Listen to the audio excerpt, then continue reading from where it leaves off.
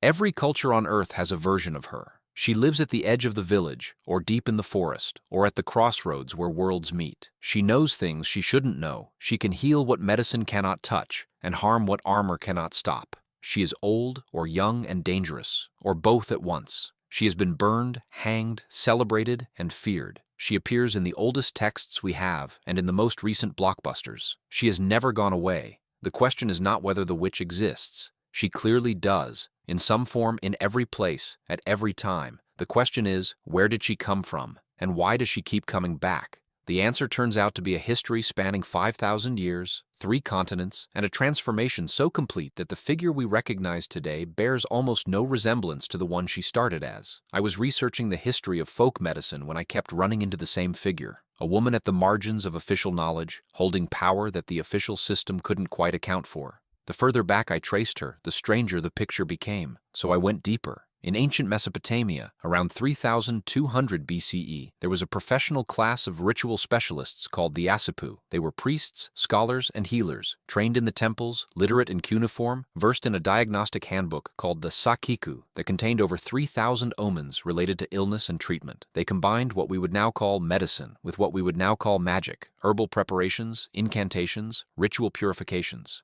The two were not separated because in that worldview, illness had both physical and spiritual dimensions. The Asipu were not marginal figures. They ranked second in temple hierarchies. Kings consulted them. Their texts were preserved in the royal library of Ashurbanipal at Nineveh in the 7th century BCE, tablets that survived and that archaeologists can still read. In Egypt, the equivalent were the Heka priests, practitioners of Heka, a word that meant both magic and medicine, and was not understood as a contradiction. The goddess Heka was a protective force, and those who worked in her name were healers of the body and soul.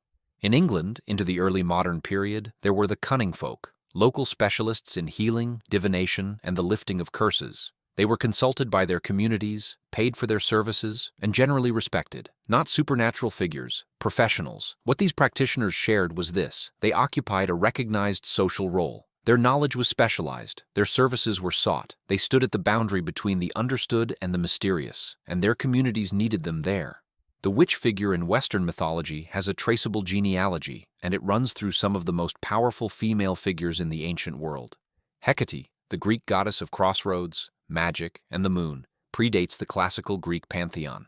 She is older, stranger, and more ambivalent than the Olympians. She gives and takes, protects and destroys. In the earliest texts, she is not a witch at all. She is a titan, a cosmic force. She becomes associated with magic gradually as her domain, the in-between spaces, the threshold moments, becomes coded as dangerous. Kirka and Medea, the 2 great sorceresses of Greek epic, are her descendants in spirit if not in blood. Kirka, in the Odyssey, transforms men into pigs, and then, when Odysseus resists her, becomes his guide and healer.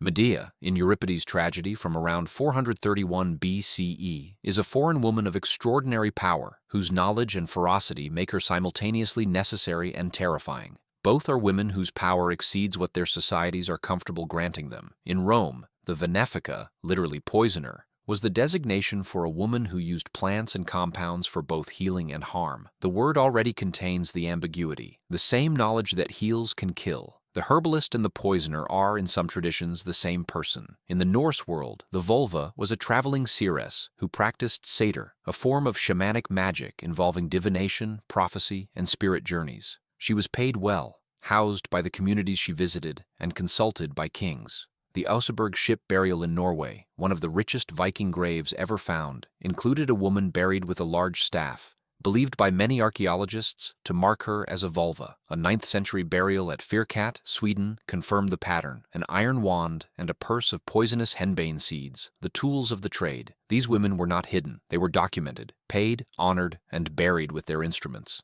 Now set the mythology aside for a moment. In 1486, a Dominican inquisitor named Heinrich Kramer published a book. He called it the Malleus Maleficarum, the Hammer of Witches. It was a manual. How to identify witches, how to interrogate them, how to prosecute and execute them. It was published 30 times between 1486 and 1669. By the standards of its era, it was a bestseller. Kramer was not a widely respected figure.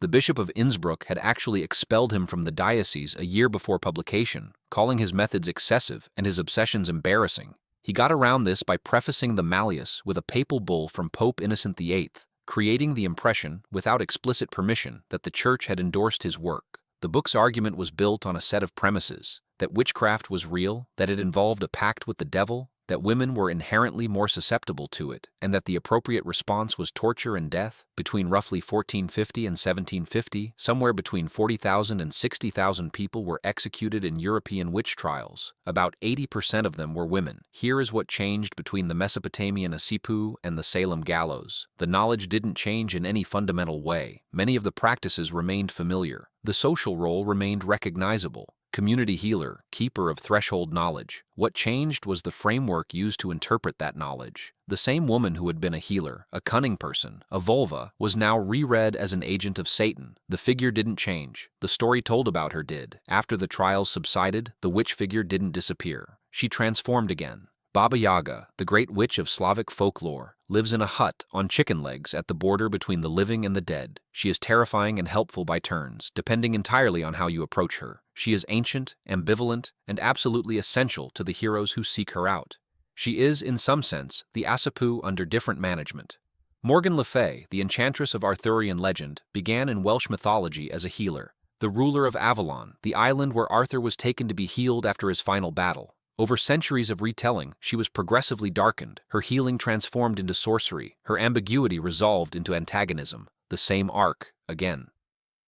L. Frank Baum's Wicked Witch of the West appeared in 1900, and she was pure villainy, but Gregory Maguire's 1995 novel Wicked reversed the reading entirely. The witch as the misunderstood outsider, the woman whose power and difference made her dangerous to a system that needed a scapegoat. By the time Elphaba crossed into mainstream culture, the rehabilitation was complete. Wicca, founded in the 1950s by Gerald Gardner and formalized in subsequent decades, explicitly reclaimed the word witch as a practitioner of earth-centered spirituality, a direct heir, Gardner argued, to the pre-Christian tradition. Scholars debate the historical accuracy of that lineage, but the cultural arc is undeniable. The figure had come full circle, from healer to devil worshipper, and back again to practitioner of natural wisdom. Today, she appears in hundreds of films and series, from Bewitched to WandaVision to The Witch. She is teenager and crone, villain and hero, comic and terrifying. She still lives at the edge of the understood. She is still the one who knows something the official system cannot account for. 5,000 years. The Asipu in the temple at Nineveh, the vulva traveling between Norse settlements with her iron staff, the women brought to trial in Salem, Massachusetts in 1692,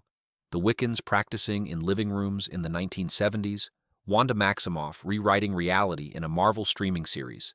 The same figure, the same location, at the threshold of the known and the unknown.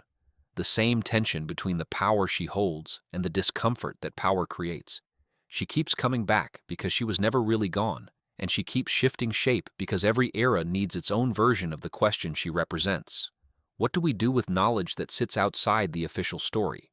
She is the answer different cultures gave in different centuries to the same uncomfortable problem.